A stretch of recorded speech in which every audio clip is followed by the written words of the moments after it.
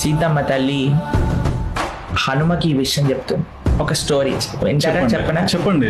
హనుమ సీతమ్మ తల్లిని కలవడానికి వచ్చినప్పుడు, అమ్మా ఏంటమ్మా నీకు ఈ కష్టం సీతమ్మ అంటే, సీతమ్మ అంటుంది, నేను ఒక తప్పు చేశాను హనుమ, అందుకోసమే నేను ఈ కష్టాన్ని అనుభవిస్తున్నా అంట.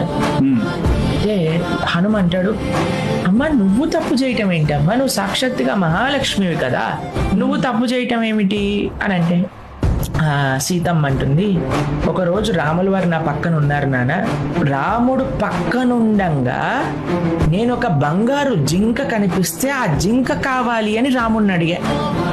అది నేను చేసిన తప్పు. భగవంతుడి దగ్గరికి వెళ్ళి, స్వామి నీ సేవ కావాలి అని మనం కోరుకోవాలి, కానీ నాకు కారు కావాలి, నాకు ఫోన్ కావాలి, నాకు ఉద్యోగం కావాలి, నాకు పిల్లలు కావాలి, నాకు రోగాలు పోవాలి, నాకు ఆరోగ్యం కావాలి అని భౌతిక